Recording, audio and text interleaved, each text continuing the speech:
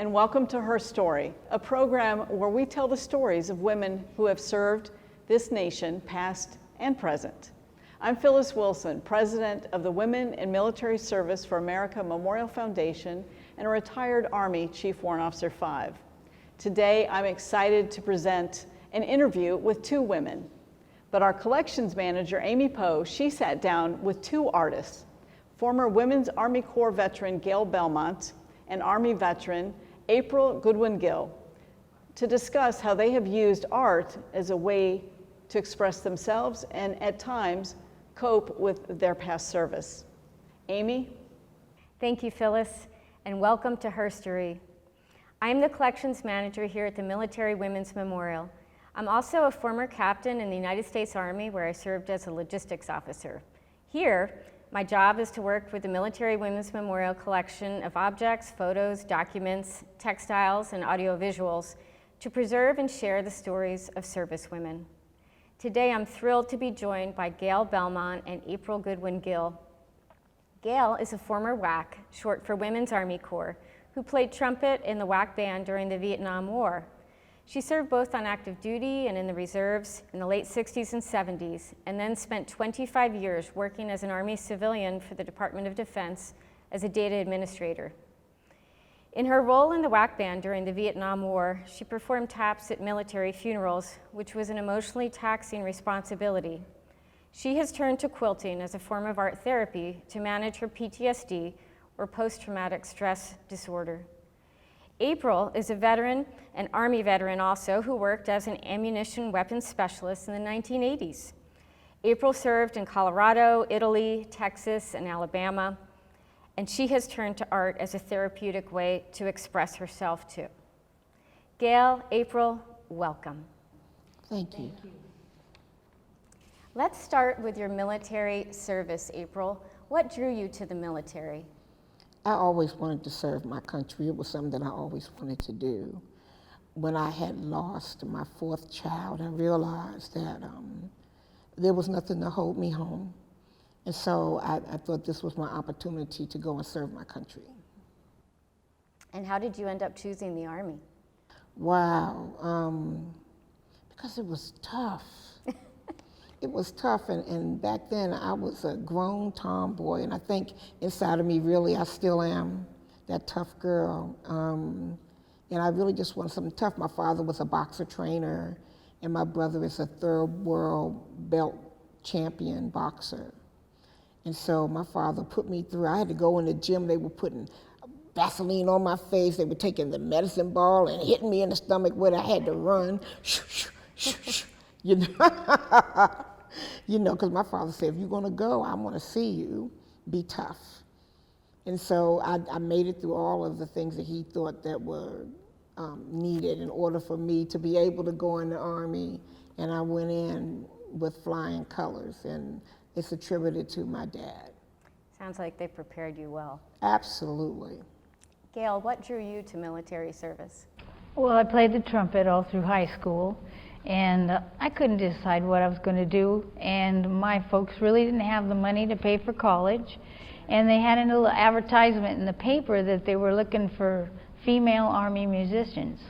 So I auditioned for the Women's Army Corps Band in 1969, and they accepted the audition, and I got to go in, and my dad was a Marine, so we had to go through this issue of, Dad, I'd like to go in the Army, and he was like, no, you shouldn't go in the Army. He said, and if you go in the Army, you're going to get homesick. I said, Dad, I go to my grandma's all the time. I'm not getting homesick. But you know what? He was really right, because after I got there for a week, I called home crying like a baby and said, I think I did the wrong thing. And what did he say to you then? Well, you know, my dad don't cry because he's a Marine, right? So he didn't even see me off, and he kept telling me, I'm not going with you to the airport. Dad, you're going to go. No, not going. And the day we left, he didn't go, but he walked in the house and he cried. And that was the first time I'd ever seen my dad cry. And he was a chief of police of a very small town that I lived in, Gustine. He typed me a letter every day I was in basic training, and nobody knew that he was sending me letters. But he knew that it was tough, and he wanted to be there for me. And my dad don't even let you hug him. So it was pretty awesome that, you know, that he could instill all that in me. So It's really wonderful to hear about the influence of your fathers and your family on your decisions to serve and how you served. Gail, please tell us a little about your service with the WAC band. well, I was a trumpet player, and I went in 6 days after I turned 18. So it was a new experience all the way around, just all-female band, which was very rare. And part of my duties was playing taps in Mississippi and Alabama in the late 60s, and that was a very poor time for most of those states. And it basically changed my life because I had never even been to a funeral home, really basically at 18 years of age. And as your duty, you know, when you're in the Army and they tell you to do something, you're going to do it. So at that time, we were probably going out anywhere from 5 to 8 times a week. What achievement during your time in the military are you the most proud of? You obviously did a lot of different things. Probably my rank. Took me forever to get to staff sergeant. That's why I make everybody call me sergeant when I'm really, like, if I want something done, I said, do I have to use my sergeant voice? But probably that, and the fact that after I did get out of the active Army and went into the reserves, I was one of the first motor sergeants, and I actually learned to drive a 5-ton wrecker. And we did night raids with the 5-ton wrecker, but I loved it because it was like I could run over anybody, and it was a female driving that 5-ton wrecker, so they weren't used to that. And I loved the fact that I could drive down that freeway and people would look in there and say, oh, that's a girl in there. So I guess, you know, I broke a lot of different places, but probably the highest honor is playing taps for those that I still play taps today, and you know, that's a very special, you're giving them their last hurrah, and you got to do it right, and there's not a lot of live buglers anymore. So I guess I'd say, even though I hated what I did when I was in the military because of what I saw, I know how important that taps is. Yeah, such a responsibility. Yeah. Yeah, definitely. April, can you tell us about your service as an ammunition specialist? I was an ammunition weapons specialist. My job was to make outdoor storage sites so a plane can come in and get fuel, so trucks could come in and get ammunition. We had to stay camouflaged because they're always sending people up high to look down low to find us. Because if you destroy the ammo and you destroy the POL, they can't fight. So that was my job, and I don't know, I like blowing up stuff. You know, when you think about 4th of July, you have those fireworks, and you know, I've always liked fire. Ever since then, I liked fireworks, so I loved the fact that we were able to make outdoor storage sites to put all of this ammunition. Then we have to cover it in camouflage, all of it, in order for us to be ready for the people to come. Yeah, logistics are essential. Absolutely. And April, what achievement during your time in the military are you most proud of? Wow, it's so many. I think 2 things. One, to drive my lieutenant around in a Jeep. Mm-hmm. You know, being able to take her everywhere we need to go. And when we did a lot of different things in the field, I was her driver. And one time, I had drove for like almost 48 hours. And she said, are you all right? Are you all right? I said, girl, I'm fine. I mean, ma'am, I'm fine. I said, but why are those trees over there swimming? She said, you out. It's time for you, because it looked like the trees were doing like this. And I'm like this all the time, so if I ever get sick, this is still the voice you hear. I might be hanging from something, but this is the voice you hear, because I don't understand why, as a woman, I have to be dramatic in order for you to believe what I said. If I pass out, if I say, look, I'm gonna fall out, you better be looking for me on the floor. I'm not, oh my God, oh. It's just how I am. I love driving the deuce and a half, and I'm short too. They had to put like a piece of wood over the pedal in order for me to be able to drive. I think the other thing was when I would have being trusted. I was an E6 when it was all over. Being trusted to make the magazine storage sites available and done the right way in order for the generals to come and inspect. I had a lieutenant that he was just butter bars, we would call them, just fussing. Well, what are we going to do about this? What are we going to do about that? And I said, sir, you are in my way. I'm here to make you look good. Let me do my job. It took a little wind out of his sails, but he was like, well, okay. So then the generals came, and he was all puffed up and all happy because everything was done correctly. You got to allow your staff to do what they need to do in order to make you look good. That's our job. But you were in the way, so act like you know and step off. Really enjoyed hearing your proud moments, and it's really interesting how you both enjoyed the driving aspect of your roles. That connection there. Can you tell us a little bit about your transition out of the military, April, and how did art play a role in helping with that process? Wow, that's a really good question. While I was in the military, I was dealing with military sexual trauma. And when I got out, the art is what have kept me alive, really. The art would calm me down, and I can leave the pain of my past at the door. So when I come in to do the art, I'm in the moment. It's mindfulness. I'm in it. I don't have to think. All I can do is just work in the art. For a long time, I was so sad because I made art because I was depressed.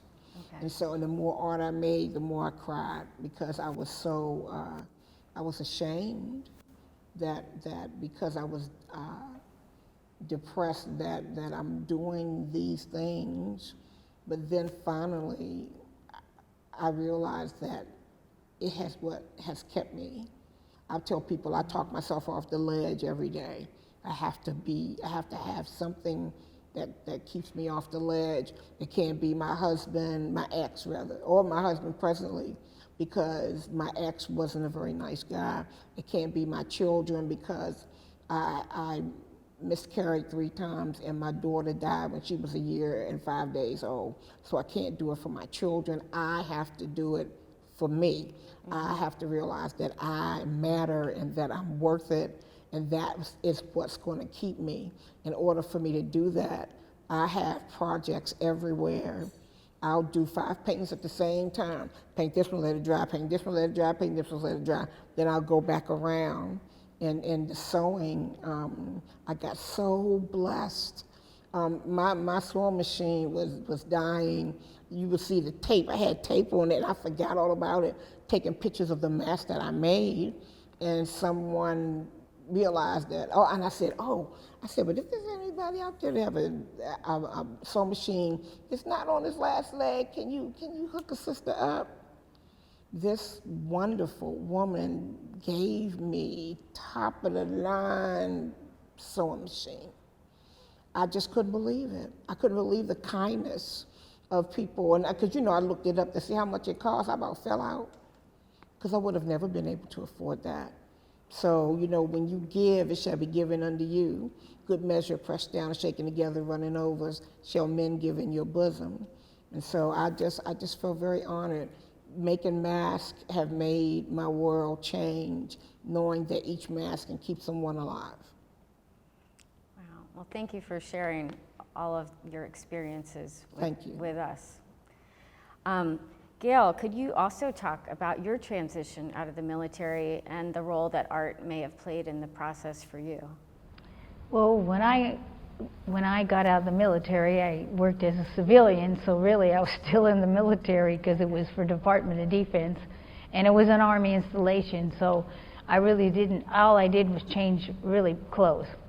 But in about 97, I'd had a lot of pain in different ways, and my folks got this quilting machine, and so I started playing with the quilting machine, and I realized that when I was playing with this machine and trying to quilt, all those demons went away.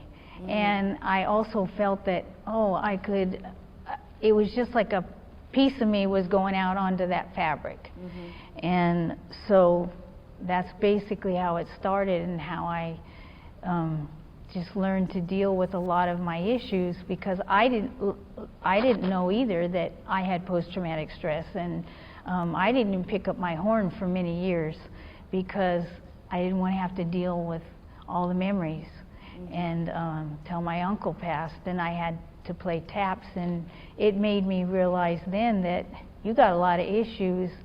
And then with the quilting, it was like it helped so much because the pain wasn't there when you're creating. Mm-hmm. And I think that's what's important about art, is the pain goes on to whatever you're making. Well, here at the Military Women's Memorial, we're so proud to have partnered with an organization that's brought you to us today, Uniting Us, and we've partnered together for an amazing summer exhibit. We're calling it Summer with the Arts, and we're just so excited to feature both of you as part of that, along with the artwork that's been contributed by other service members, service women, military families, and their children as well. So, Gail, let me start with you. Can you tell me a little bit more about what drew you to art and quilt making? I know you mentioned the machine, but you've really taken that so far. Can you tell us a little bit more about that journey with quilt making? Well, first off, I can't sew a dadgum stitch. I can only sew on my long arm, and if you ever seen a long arm, she's about that big, about 24 inches, and we actually name her. And so one of them's called Abigail because Abigail was patriotic. Okay. And then mine, she's changed names a few times. And I did have her named after Johnny, one of the big heroes in my life. And so I could only sew on that big machine, right? So people think that's really crazy. I said, no, I can't even sew a button on, and I ain't going there either, because my creativeness comes out of my long arming. Okay. And so when I started doing that, like I said, it was therapy for me. Well, then in 2005, we had a lady called Marcia Stevens that put a challenge out to all the long armers to help with quilts for the wounded in Walter Reed and Bethesda. And so I'm reading this, and my godson had recently come home from Afghanistan, and he had PTSD severely. And I'm thinking, you know what, this is right up my alley. I said, but I can't sew piece of top. I can quilt that thing, like with the stitching, like, but not piece of top, so I had to have help. So I reached out that very day to volunteers, and I said, hey, we need to start making these quilts for these wounded warriors. Mm-hmm. And so we did. We started from that day on. That was 2005. And then in 2010, I said, I got to do it my way. So we developed Quilts of Honor. I founded Quilts of Honor, and it's an all-volunteer organization. We have no paid staff, including myself, and that's not why I did it. I did it because I want to give back to my brothers and sisters, because I understand what they go through.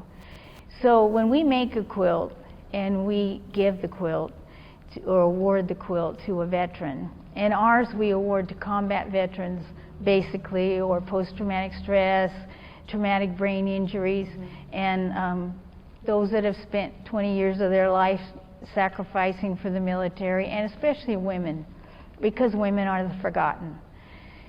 So when we give that quilt, there's always a bond because the person that made it and created it, and then you give it to the recipient and they're like, this person doesn't even know me. This is a stranger that made this quilt for me, and it's because you gotta show that you care. And people that are in the military, we understand each other, but civilians, they don't get it. And so by giving these quilts, it has created a bond where a lot of the civilians, they have husbands, they had grandfathers and dads that served in the military, and they wanted to do something for them. So Quilts of Honor does that because these ladies piece the tops, they get creative. Some of them have gone through traumatic issues. Some of them have husbands that live with the nightmares every night. So they create those quilts to, you know, help give back also. So I'm really struck in hearing both of you describe your process through creating your art, how you're continuing to serve as you served and sacrificed, and then in turn you're moving forward and you're serving by giving of yourself through your artwork to others. You're also helping to tell stories through your quilt scale and to honor the memories of those who were maybe lesser known or not understood, especially by civilian counterparts. April, I know the Summer with the Arts exhibit features some of your dolls, and you also make jewelry, but what inspired you to create your pieces, or how do you decide what medium you're going to work in? You know, it's going to sound a little crazy, but I have dreams. I have dreams that I've already made them, and so that lets me know what piece that I have to do next. And so that's my process. It'll just come to me in a dream. You know, this is the thing you need to be working on next, and that's what I'll do. I trust it. I trust the process. I don't know why I do what I do when I do it, but I do it. And Uniting Us have given me an opportunity to be able to share my art to the world, and I am so forever grateful for that. So it's not just stuff just sitting in the house because I'm depressed and I'm creating things. They're giving me an opportunity for people to see the work and letting them know that art can heal, because it heals me every time I do a piece. Gail, can you tell us about your process? I know that quilt making, it's not an easy task or a quick creation. There has to be some planning and quite a bit of work. How do you decide what to create? Oh, it's easy for me because the piecer, because when I get the quilt, it's not a quilt. It's just what we call a piece top. Okay. So it's just blocks sewn together basically. And what I do is when I see it and it comes in, I get my inspiration off that top because I see what they're trying to do with it. And then in my heart, what I try to do is I think of the veteran and I think, how can I make this special? And I want it to knock their socks off because I know that they're going to be proud of it, you know, and they're going to see what we're trying to give to them. And like a lot of my quilters, I have maybe 5 or 6 that are actually veterans, and that are actually a Navy veteran, an Air Force veteran, and I have a retired Master Sergeant male, and he's one of our best piecers. And for them to be able to come with Uniting Us and partner and have their quilts hang in this memorial as a veteran, it's a big honor for them. They're very proud. And like, can't you take pictures and can we go? And because it's healing them also, because they're getting to show their artwork, and then we will give these quilts that are hanging on the wall will be given to veterans when they come down from the wall. And every one of our quilts, that's where they go. Well, it's an honor for us to have those quilts here as well, and that you've shared your artwork with us. We're really grateful for that. And for all their work. You've talked about a lot of different influences in your lives, but for both of you, I'm curious, who inspires you in your life and why?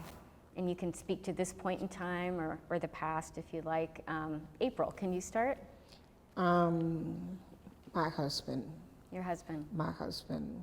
My husband got hit by a car in 2018. Now he's a paraplegic. He's also a veteran of the Navy. When he got hit, I stayed in every place he was and slept in my wheelchair. And I made art while he slept. Every time he opened his eyes, I wanted him to see me, that he doesn't have to worry about someone leaving him or forsaking him because he's paralyzed from his navel down. And so while I was with him, I would paint, and he would wake up and give me pointers, and I really appreciate that because you know how you've made up your mind and this is it, and inside of me I'm like, I need to add one more thing. Oh, I don't feel like it. And I'll say, what do you think? He said, you need to add that one more thing. I'm like, ah. But my children, my godfather's name is Daryl Hudson. He has been instrumental in just believing in the work that I do, especially my can art, because I make earrings from soda cans, and I make a lot of things from found things. Even my dolls are made from bottles and newspapers. You throw it away. You don't go to all those sales, so I save it and I use them for my dolls. I make potato chip bag purses, and the reason for that is because they stay in the landfill for 400 years. So why not recycle and make things out of them? So, my children, they're the hardest ones, and I'm like, do you really like it? And she said, yes, I really like it, I really like it. I do stand-up, I'm a comedian, even though I'm sitting down right now. And I said to one of my daughters, I said, do they really like me? She said, Mom, do you have the check? I said, yeah. She said, don't matter. But all the art forms that I do, I'm a closet introvert. And people don't understand that when I'm out, I'm out. Woo, girl, what? Yeah. Well, it sounds like the people around you have drawn you out and They do. enabled you to take what's inside and transform it into something new, just like you're taking found things. I really think that it's important to recycle. And so I make earrings out of soda cans. I make purses out of potato chip bags, and I also make my own clay from sandwich bread. For a long time at my church, they would come and they have all this bread on the truck and all this stuff, and they were like, oh, what are we going to do with the rest of the stuff? I would take all of that bread and I start making my own clay. So some of my dolls, if you look at their face, that's sandwich bread clay that I make. So, it's important. I use old newspapers, like the things that you're not going shopping for all of that stuff, but I'm happy because I'm like, woo, more stuff to make stuff out of. And my family, they're like, my husband is, baby, you can have anything you want as long as you got a place to put it. And so he built me a shed that is 32 feet long. So I would have some place to create. It's so special to me to have, because I never had that. I never had a place to work or someone to believe in me like he does, and I'm forever grateful. Well, Gail, can you tell me a little bit about those who influence your life and inspire you as you create art today? I guess I'd like to thank my folks first, because I came from a very small town, and we had our football games on Friday nights, and we had my grandma make stew every Friday night, and I mean, it was your typical all-American town, and and people say, where are you from? I said, Doss Palace, California. And they said, well, your accent sure isn't. And I said, well, that's what happens when you get stuck in Alabama for a few years. It never goes away, right? But I've been so fortunate to have good people in my life. And I guess one that I really would have to say, her name was Margaret Peters, and she was one of the most patriotic women you've ever meet in your life. She actually even made a Christmas tree in the Smithsonian, and it was decorated with patriotic ornaments. And she used to tell me, because once we started quilting, and she was a very avid quilter, she said, Gail, you got to shoot for your star. And she says, your star is out there. And she says, I know you can do it. And she just kept pushing me, like for Quilts of Honor, to start my own organization. And she was loved DC. I mean, and she'd be so proud we were sitting here right now. And she passed of breast cancer, which was tough for, all of us. That happens so often. But, and I had another lady all through my life that I used to call her my second mom, Donna. And she always was there. And she'd always say, Gail, you can do it. You can do it. I'm so proud of you. You can do it. And so I think if you don't have those kind of people in your life, and then last, I guess, most of my quilts that now, even most of them that are out there on the floor, some of them were done by Flo Brooks, who her husband is on the Vietnam Wall. And she inspires me because she gets what I go through. And she's there to back me up, and that's important in my life. Thank you so much, both of you, for sharing about those important influences and people who've really made a difference for you.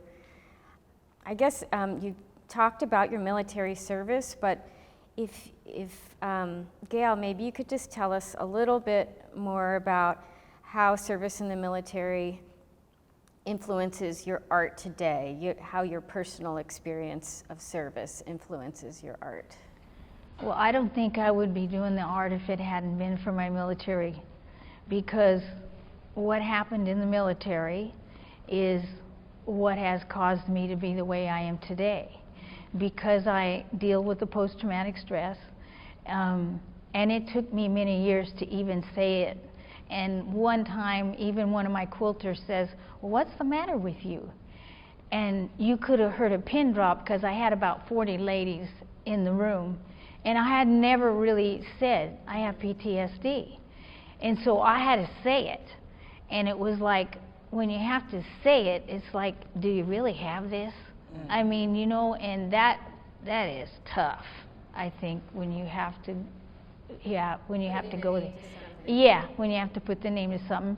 And so, because I have those feelings, and I know that all our brothers and sisters have those feelings, I give them that quilt, and that quilt is a hug. It's warmth. Yes. It's an American tradition that goes back to the Civil War, when they used to make the quilts for those that were out on the battlefields. Families would make them, they would take them, and they were their bedrolls, and they even were buried in those quilts. So quilting is an American tradition. So giving those quilts it's inspiring for me to give it back to my brothers and sisters. Wow, that's so powerful, and just the story that runs through your personal story tied to the American story. Thank you. Thank you for all you're doing. April, would you like to share any more about how your service in the military influences your art today? I think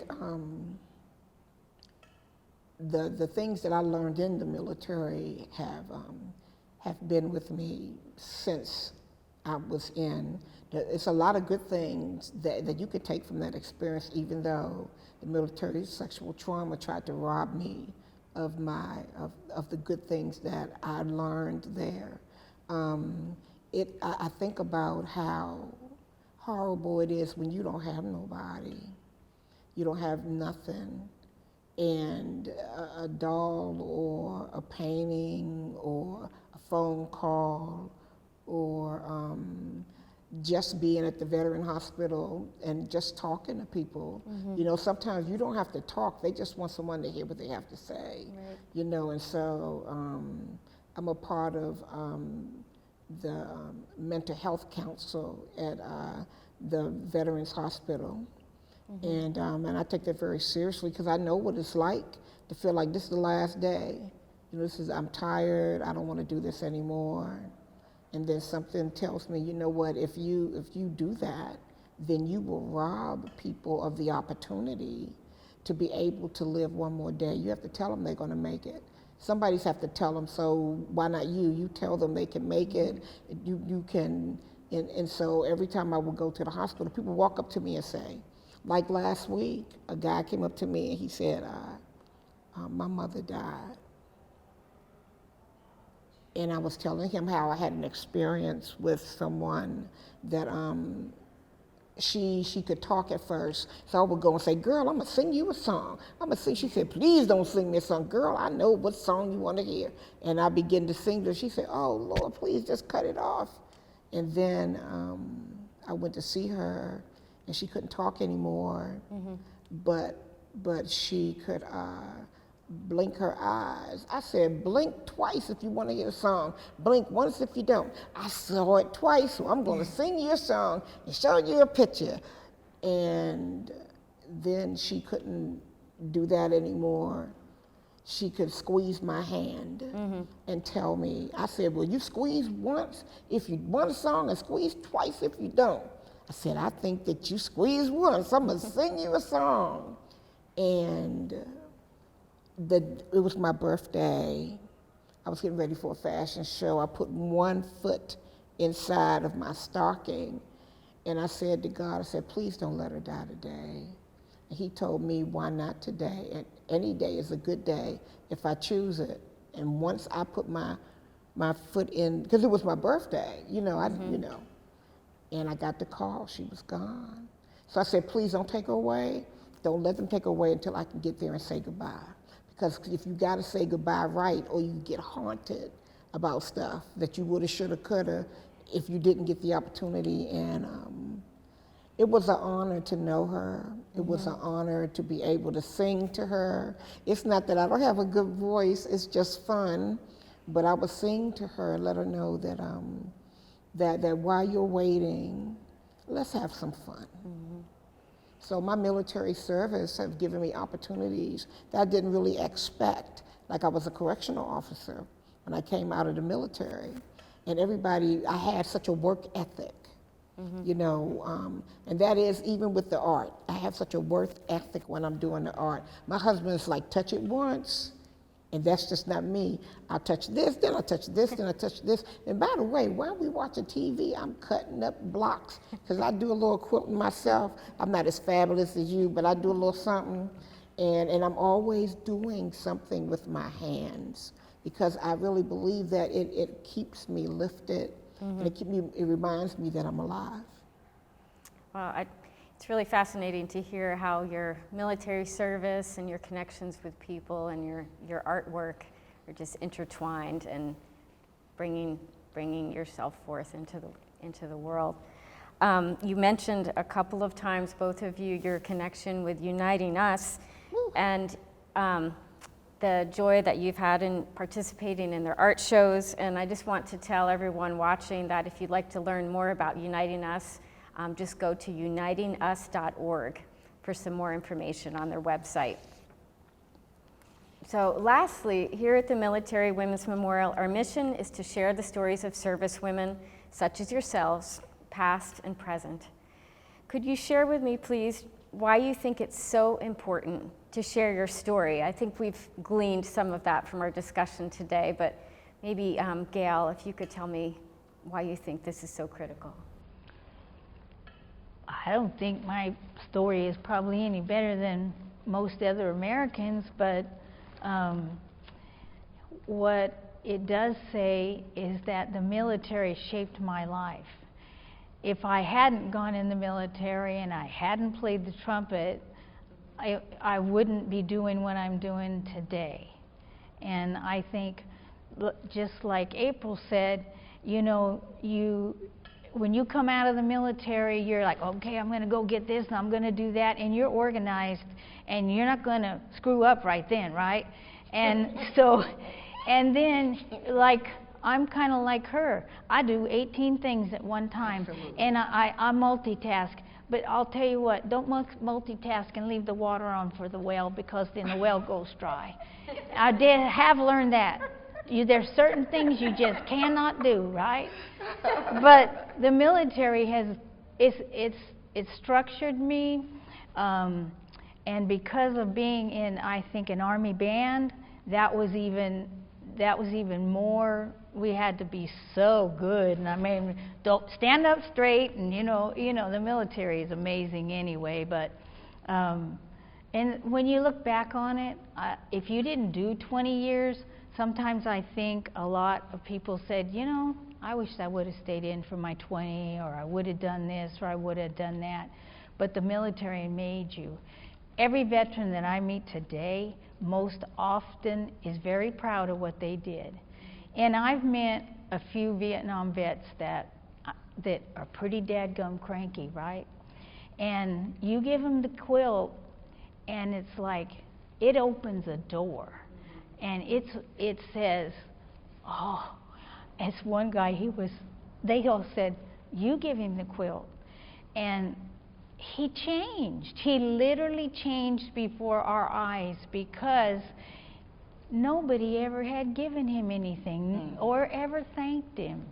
So, and he was proud of his military, experiences, but he didn't want to admit to that because of society during the Vietnam War. But so. Well, your quilts are helping to tell those stories. Yeah, and it tells stories. It gets their story out there also. Absolutely. And I think we just keep telling these stories. And for the women out there, I hope they try and register at the Women's Memorial. I know I met a female veteran in the airport, and we talked for 10 minutes. Well, we talked for 3 hours because we're stuck there, right? She never once mentioned she was a veteran till we get up to leave, and she tells me that she met her husband in Afghanistan. And I said, and she's an Army veteran too. And I said, well, why didn't you say something to me? She says, well, I'm an Army wife now. I said, no, you are a female Army veteran. You need to be saying that. And I said, you need to come down and register at the memorial. I said, if your family comes down, all they have to do is put your name in there, and up comes this picture and your story. Now, how cool is that, to go to Washington, D.C. and have your stuff put on the wall, right? That, to me, that's cool, huh? Absolutely. Right. So, And all it takes is going to womensmemorial.org. that's right. You could register your story of service. Yeah, and who'd think we'd be sitting here telling our story? Girl, I didn't know. I know, me either. Absolutely marvelous. Yeah. April, as far as the importance of telling these stories, what would you like to add to what Gail has said?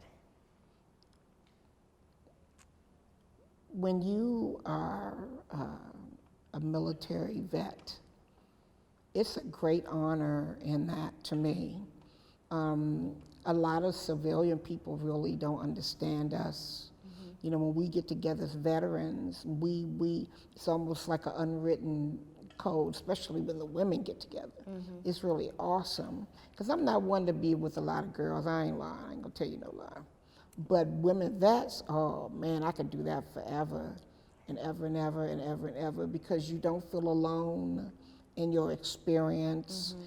You feel rejuvenated knowing that because of the reason why you go in. Because I really wanted to serve my country, and I feel like it was the best thing that I have ever done. It's a gift that keeps on giving. And I will tell people, like please register. Get your story out there, so when you're gone and your great-great-great-great-great-granddaughter can look you up and learn things about you. So I appreciate this opportunity. I appreciate the fact that that this marvelous, marvelous place, which is awesome, has my work in it. It's just blowing my mind. And I thank you. Well, thank you. Thank you, Gail Belmont and April Goodwin Gill, for joining us in this episode of Her Story. It's been my pleasure and my immense honor. Thank you. Thank you.